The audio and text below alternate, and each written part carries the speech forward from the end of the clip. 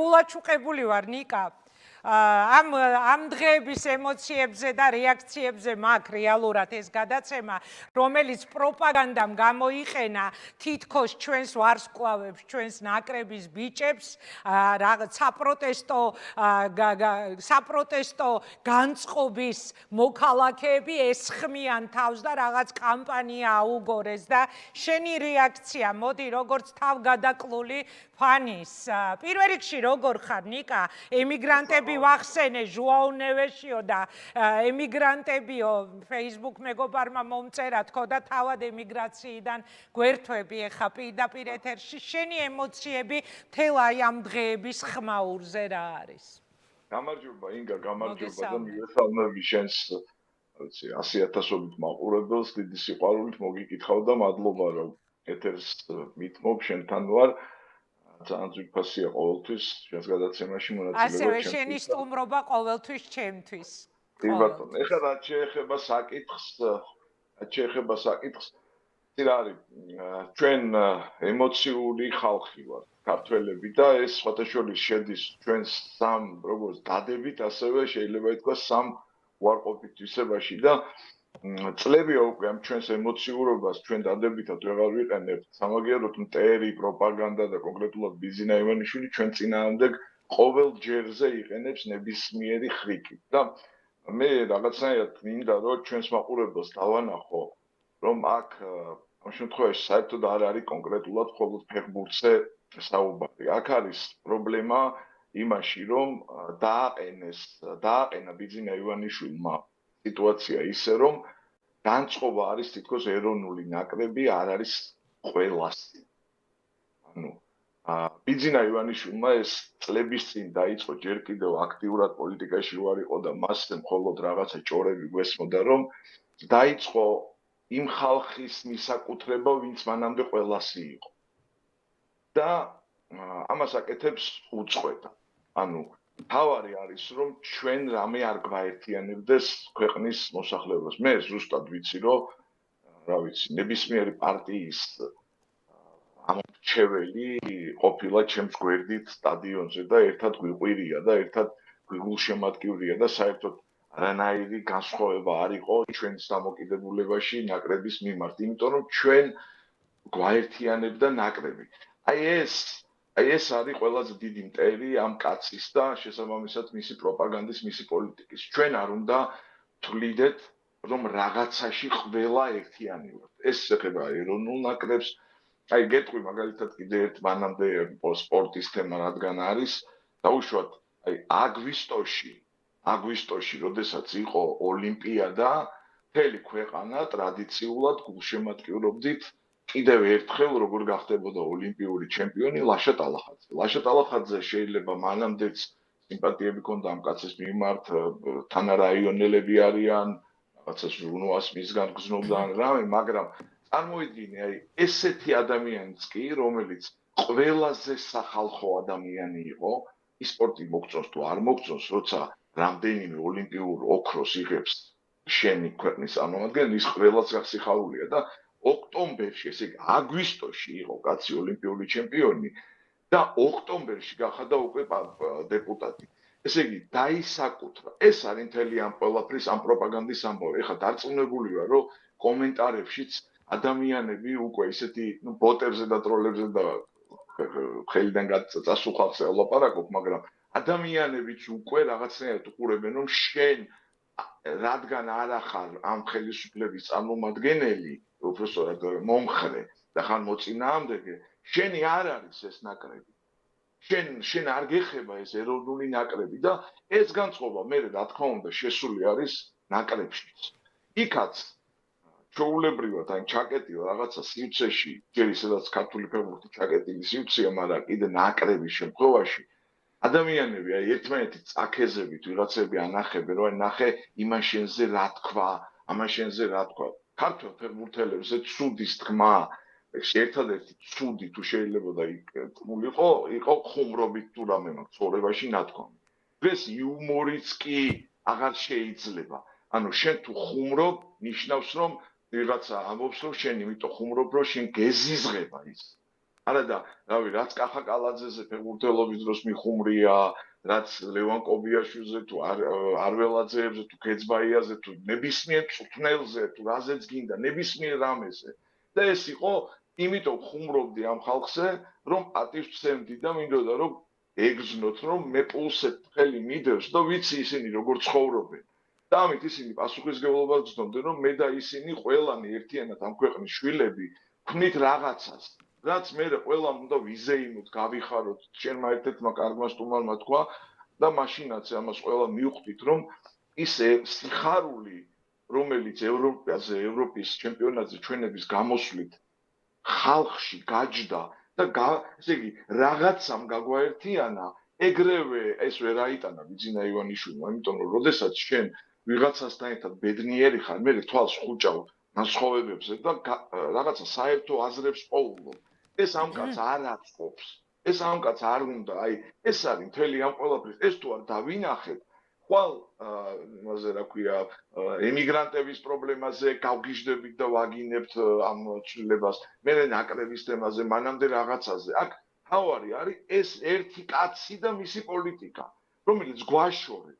არა, აქთან ნიკა, აი ბოდიში არ გაწყვეტინებ, მაინტერესებს თან შენი სათქმელი ამ ამბავზე, მაგრამ აქთან რა არის, ნახე, რაღაცნაირად მიეწებნენ მის საკუთრეს და გადაცემის შესავალშიც თქვი, უკაცრავად, ვის უბედავენ ნაკრები რა მათია? ნაკრები არის მთელი საქართველოსი, ნაკრები არის ყველასი პოლიტიკური გემოვნების მიუხედავად, ნაკრები არა მარტო საფეხბურთო ნაკრები, ყველა ნაკრები ეკუთვნის ქვეყანას და არა რომელიმე ხელისუფალს. ეხლა ისი აგორეს რა პროპაგანდა, რომ აი აქ თითქოს ესენი თვითონ კარგი ბიჭები არიან და ამ ფეხბურთელებს იცავენ ცუდი ადამიანებისგან და აი ამ ფეხბურთელების გამო წეღანაც საუბრობდი აქ სტუდიაში, ხალხი წარმოუდგენელ საკეთებს, აი იმ კლუბების სოციალური გვერდები მარტო ლეგენდებად იქცა. კაცი ქოჩორას გვერდის ადმინი, კლუბის გუნდის ადმინი, რომ ქართულად რო დააწყებინეს საუბარი და წერა, ხო? ანუ აი რო რა, ეს ხალხი, ეს გულშემატკივარი უკაცრავად, ესეთი თავში ხელწამოსარტყმელები ვართ? მათია ნაკრები? არა, ჩვენიც არის. ყველასია. რა თქმა უნდა, მაგრამ ზუსტად მაგ განწყობას აკეთებს მეთქი ეს კაცი. ზუსტად, რომ ჩემია. ანუ და მათია ვიც ჩემიანია, თქვენი არ არის. და თან რაც უბედურება რაშია, იცი რომ იგივე ხა მე სახელები და გვარები როგორ თქვა, მართლა ვიждები წარმატებულ ქართველებზე ნებისმიერი მიმართულებით, მაგრამ როდესაც ვინმე ქართველ გულშემატკივარს ბრალს დადებს, რომ წაგების გამო თქვენ აღარ გვიდგეხართ გვერდშიო, ის მისი დაწერილი ტექსტი ვერ იქნება. ანუ გამორიცხულია. იმიტომ რომ ქართველმა ფეხბურთელმა იცის, რომ მთელი დამოუკიდებელი საქართველოს საფეხბურთო ისტორია შედგება, აი როგორ გითხრა რა, აი იმაზე კარდიოგრამის ისინი როა, ხო იცი რაღაცა ეს როგორ გითხრა და მე ხანდახან არის მოგე. ძირითადად არის წაგები. აბა ეგ ტექსტი რატოა მნიშვნელოვანი? აი შენ რაც წაიკითხე, ემოციური რატო არის და შენ და მეც გამბუზგლა ჩემი კიან და ჩემი მეგობრების, მაგრამ მაინც ანუ წაგების გამო მე შენ ანუ როცა აგებ მაინც მიყვარხარ, იმიტომ რომ ბევრჯერ აგებ. თორე ერთხელ რო აგებდე და 100-ჯერ რო იგებდე მაგ ტექსტის დაწერის საერთოდ საჭიროება ხო არ იქნებოდა. ანუ არავის საქართველოს ნაკრებთან არ ქონია პრეტენზია ამ ფორმის, ახლა რა ტიპის პრეტენზიაც არის აგების გამო. ყველა ნაკრები აგებდა. და პირველად გავედით კაცო ევროპის ჩემპიონატზე, ხო? ანუ მეშვიდე თუ არ გავსრულოთ, ესე პირველად გავედით. აგეს. ანუ ვერ გავიდნენ ჯუპიდან და მთელი ქვეყანა დაუხვდი ზეიმით და რავი სიგიჟით და აი რაღაცა სასწაული ემოციები. მაგრამ ნახე ამბავი რაში არის, რომ მეორე ხარისხოვან რაღაცნაირად შეფუთოს ეს და პროპაგანდამ პირიქით აქეთ გამოიშვილოს ხელი. მე მაინტერესებს აი უბრალოდ ნებისმიერი მათგანი საკუთარი აი გუნდის იქ ევროპაში აქ ბიჭები რო თამაშობენ და რაღაცა ინფორმაცია იმ ხალხს რომ მისდის. აი ნებისმიერ რამეს, მაგალითად როგორ ცხოვრობს ქართველი ხალხი, დემოკრატიას თავი რო დავანებ და გაჭირვებას. მე მაგალითად რო უყვები ხოლმე ჩაულებრივად აქ ადამიანებს იმას, რომ ყოველ დღე თითო ადამიანის ფოტო რო არ გამოჩნდეს ბავშვის მაგალითად რომ არიქა მოდით ხალხო დაუდგეთ გვერდში და გადავარჩინოთ. ეს ხო ნიშნავს რომ ამ ქვეყანაში რაღაცა დიდი პრობლემები არის. გარდა იმისა რომ ქუჩაში ხალხს ცემენ, ქუჩაში უსამართლოდ იჭერენ ადამიანებს საერთოდ გაუგებარი მიზეზების გამო. ეს როგორ შეიძლება რომ საქართველოს ნაკრებისთვის იყოს პოლიტიკა. ანუ რას ქვია პოლიტიკა? ანუ კარგი ქვეყანა პოლიტიკა არის მემარჯვენეობას ავირჩევთ თუ მემარცხენეობას, გადასახადი 18% იქნება თუ 25, მაგრამ ქვეყანა მოკვდება თუ გადარჩება. ეს პოლიტიკაა? ანუ ეს არის რაღაცა პარტიული თემატიკა, რომ ქუჩაში ადამიანებს იმაზე ტროტუარზე პირბადის გამო რაღაცა სტენდაპში შეიძლება მოყვე ქეთი დევდარიანი ამას ვერ დაწერდა, ანუ მისი ფანტაზია არ დაუშვებდა რომ ამას ადამიანები მიიღებდნენ, ანუ შეიძლება ჩეცოდეს მაყურებელს დაეცინა ქეთისთვის რომ რასისულელებს იგონებს. ის რაც ახლა ქუჩაში ხდება, ეს როგორ შეიძლება იყოს პოლიტიკა უბრალოდ. ანუ როცა ამბობენ რომ აი ჩვენ პოლიტიკაზე არ და ბიჭებს პოლიტიკაში ნუ ჩარევთ. გამიჯნეთ ფეხბურთი და პოლიტიკა, გამიჯნეთ.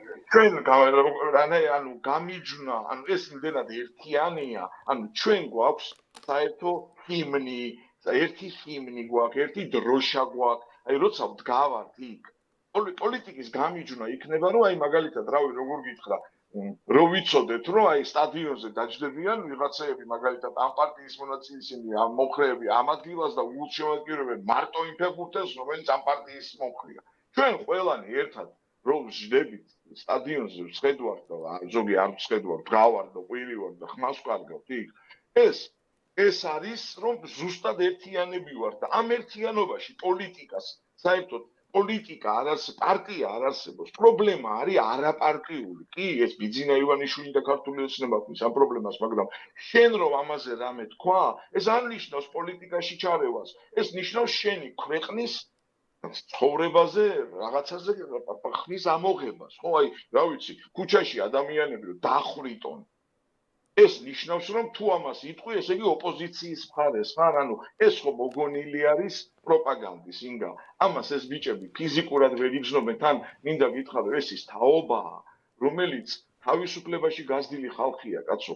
ამას შეიძლება ეს არ აწუხებდეთ, რაც საქართველოსია, მაგრამ შენ ვერ წარმოიდგენ ჯერ ისედაც რაჩაკეტილია ქართული ოცნება და მესიჯი თუ არ მიდის დილას თავისი აზრი რომ ვინმეს წამოწდე შეიძლება რა ვიცი მე რა იმ დღეს რაღაცა დედა უტირონ ხო ეხლა წარმოიდგინე შენ როგორია ჩაკეტილი კიდე ქართული ფეხბურთი ანუ იქ ადამიანები არიან არა იმ წნეხის სხვათაშორის მაგალითად შენ რაღაცას ფულს არ მოგცემ ან რამე მაგრამ იქ რაღაცა აი სხვა გაგება ანუ ამ გაგებაში არიან ესენი მოქცეულები სულ ყველა ამ გაგებიდან უნდა გამოვიდნენ იმიტომ რომ გეუბნები მე მაგალითად რომ რომელიმე ხელისუფალმა მითხრას რომ შენ არ წახვიდე და ნაკრებს არ ულშემატკივრო და რომ არ წავიდე და არ ულშემატკივრო ზუსტად ისეთივე ამორალური იქნება როგორც ნაკრებმა რომ არ ულშემატკივროს ქვეყანას ანუ მე ამაში მინდა ამ ბიჭებმა დაინახონ თორე ვის ეხა თავიდან ნიკა ძალიან მძაფრი იყო მათი რეაქცია და გემახსოვრება მათი ინსტაგრამ გვერდები, დადებული ფოტოები, თბილისის აქციების, მათ შორის ნაცემი ახალგაზრდების ის მერე და მერე შენელდა. აი შენი აზრით რა მოხდა? რატომ და თორე ღიად გამოხატავდნენ მარტო აი ქოჩორას ერთი ქოჩორას არა მარტო ქოჩორას არ მინდა რომ სხვებს დაუკარგო. ანუ აი ძალიან ბევრი იყო, რომელიც აპროტესტებდა, ღიად აფიქსირებდა თავის პოზიციას, რომ მისთვის იყო მიუღებელი, რაც ხდებოდა დედაქალაქის შუაგულში. აი, მერე შენი აზრით ეს ნულოვანი სოლიდარობა რა მოიტანა? ეს მოიტანა მათზე ინდივიდუალურად მუშაობამ და მუშაობაში. მე შენ გეუბნები, რომ პროპაგანდას აქვს საშინელი საცეცები. საშინელი საცეცები ხალხო, აი შენც მინდა იცოდე და ყველა მინდა იცოდე. ეს ზუსტად ვიცი, რომ ნებისმიერ იმ ადამიანს, რომელსაც განსხვავებული აზრი აქვს, აი ინტენსიურად ჩატში უყრიან, ამან შენზე ეს თქვა, აი ნახე რა ცუდ სადღაც დაგალაიქა, ანუ განწყობას უქმნიან ამ ადამიანებს. ჩვეულებრივად რომ თითქოს რაღაცა ნაწილი საქართველოსი არის მტრულად მათ მიმართ განწყობილი და ამ პროტესტის დაწვრილება ხდება რომ ეს არის რაღაცა ვიწრო პარტიული პროტესტი ესმის ის რომ თავიდან დაინახეს რომ აი 100,000 ადამიანი თუ შეიძლება მეტი ქუჩაში იყო და რაღაცა ხო აი მაგ დროს ცხადზე ცხადი იყო რაღაცა და მე დროთა განმავლობაში ამ პოლიტიკაში რაც ხდება ბიძინა ივანიშვილის ის რომ ეხა ყოველდღე 100,000 კაცი ვერ იქნება მე რაღაცა შეზღუდეს ეს ცემატყეპა და რაღაცეები და ხალხის რაღაცა საშინელებების გაკეთება ქუჩაში და შესაბამისად ამ ტემპერატურამ დაიწია სამაგეროდ მოიმატა პროპაგანდა რას გვიშვება აი წარმოიდგინეთ აი ქუჩაში 9 შვილის დედას იჭერენ და ვიღაცას პროპაგანდისგან აი twin გამომშრალს აწერინებს რომ 9 შვილის დედას რა უნდა ქუჩაში იმის ნაცვლად რომ გაუჩნდეს ემპათია რომ წარმოიდგინეთ ხალხო 9 შვილის დედაც კი იქ დგას ანუ რაღაცა ისეთი ხდება რომ 9 შვილის დედაც ქუჩაში დგას და ამის ნაცვლად ხო კიდევ ერთხელ გეუბნები პირიქით ალაპარაკეს პროპაგანდა დასცინის ქალს რომელსაც 9 შვილი ყავს რომ იქ დადის აკაცუკება ანუ ეს არის მთლიანობაში ერთი დიდი ბოროტება, ერთი რადგან ესეთი ემოციური ფილოსოფიური დისკუსია გვაქვს. გუშინ იყო მე მგონი თუ არ ვცდები, ესა იგავარაკის ფორმით რაღაცა დავწერე ეგეთი რამე, რომ სოფელში იყო ერთადერთი წყალი, აი წყარო, რომელსაც მთელი სოფელი სვამდა. და ამ წყაროს სათავეში დაჯდა რაღაცა ბოროტი სული და თავისი შხამიანი ყუდი თუ რაც გინდათ ის წარმოიდგინეთ, ჩაყვა ამ წყალში და შესაბამისად ეს მთელი ეს წყალი, რომელსაც სოფელი სვამს, მოწამლა. ავიდნენ ხო ვიღაცებმა და დაინახეს ეს რამდენიმე მწყემსმა, მაგრამ ამ მწყემსებიდან ზოგი მოაჯადოვა იმას, ზოგი მოკლა და შესაბამისად სოფლამდე ჩამოვიდა ინფორმაცია, რომ არაფერი არ ხდება, ზემოთ წყალი არ არის მოწამლული და სამაგიეროდ ყველა მოწამლულ ადამიანზე იმაში დუქანში რომ ვიღაცა იწამლებოდა ხილის მოწამლული შეიმის მორწყულ ხილზე რომ იწამლებოდა ხალხი ერთმანეთს ცემდა, კლავდა, აუბედურებდა და ერთმანეთს აბრალებდნენ. იმიტომ რომ არ დაინახეს ის თავარი პრობლემა, რომ ეს წყალი ზემოდან მოდის მოწამლული და ყველას გვწამლოს და ამოწყდა მთელი სოფელი, იმიტომ რომ გაუნათლებელი უტვინო ხალხი იყო. არ უნდა ვიყოთ გაუნათლებელი უტვინო ხალხი, ქართველები არ ვართ ასე. რას ეთყოდი ამ ბიჭებს, ჩვენი ნაკრების ბიჭებს, რომლებიც განხილვის თემა გახდა მოკლედ რა, ბოლო 3 დღეა სოციალური ქსელი აქტიურად აქვს მოცული ამ დისკუსიას ეხა რაზეც გადაცემაც არის და რაზეც მე და შენ საუბრობთ. აი რას ეთყოდი შენ? მე ვეთყოდი რას ყველაფერი რაც ვილაპარაკე ჩემი აზრით მაგათ გასაგონად ვილაპარაკე, მაგრამ კონკრეტულად უნდა იცოდნენ ერთი რამ რა, რომ არსებობს ხალხი, რომელიც შიმშილობს იმისთვის, რომ მაგათი ფეხბურთი ნახოს. ანუ საჭმელს იკლებენ ფიზიკურად, ბილეთი რომ იყიდონ, ხალხმა ვალები აიღო, რომ საქართველოს დროშით, საქართველოს ჰიმნი ემღერა მაგათ თამაშებზე ევროპაში. აი ეს არის საქართველოს დამოკიდებულება ნაკრების მიმართ. და ნაკრებში, კაცო, ზოგი ფეხბურთელი სწრაფად დარბის, ზოგი ფეხბურთელი ნელად აკეთებს პასს, მაგრამ როდესაც შენ წარმოადგენ ქვეყანას, შენ წარმოადგენ ყველა ადამიანს. ნებისმიერი ადამიანის წარმომადგენელი ხარ. ყველასი ჩვენის, როგორც მაგალითად ჯარი. აი, მინდა ბიჭებმა იცოდნენ, რომ ჯარმა რო ეხლა დაინახოს, რომ აი, ეგეთ სიტუაცია რო იყოს, რომ მარტო ბიძინას მომხრეები დაიცვას რუსებისგან და ამათ ჩვენსკენ და სხვებისკენ თუ წამოვლენ რუსები რომ გადგნენ. ეგ ხო არ იქნება საქართველოს ჯარი. ზუსტად იგივეა საქართველოს ნაკრებობა. თქვენ გაქვთ ვალდებულება, ხალხო. პრივილეგია კი არ გაქვთ. ვალდებულება გაქვთ რომ დაგვიცვათ ჩვენ საქართველოს სახელი დაიცვათ როგორც ფეხბურთით, ასევე უბრალოდ ადამიანურ დონეზე. მადლობა ნიკა, იცი საჭიროდ ჩავთვალე რომ დღეს ეს გადაცემა გამეკეთებინა. პირველ რიგში იმიტომ ჩავთვალე საჭიროდ რომ აი ეს პროპაგანდა თავისი საცეცებით, რომლის ქსელი შენ ძალიან კარგად იცი რა და როგორ აკეთებს, ცდილობს რომ რაღაცნაირად ააგოროს რა ეს თემა თითქოს არიან ადამიანები ეგრეთ წოდებული როგორც უწოდებენ რადიკალური ოპოზიცია, რომელსაც ძალიან უხარია როცა წაგებით სრულდება ვთქვათ ნაკრების თამაში და რაღაც შავი კამპანია აუგორეს და არა მე მინდოდა ამ გადაცემით, დღევანდელი გადაცემით ჩვენს ვარსკვლავებს გაეგოთ რა გულისტკივილია ის რასაც მოყვა საზოგადოების უდიდესი ნაწილის მწვავე რეაქცია, თორე რომ გვიყვარს და წარმატებებს რომ ვუსურვებთ, ამაზე შეთანხმებულები ვართ, გიждებით და ვაღმერთებთ, ისე გვიყვარს. თითეული მათგანის ისტორია მიყვარს. თითეული მათგანის წარმატების ისტორია აღვაფრთოვანებს, ხო ჩვენ. მადლობა.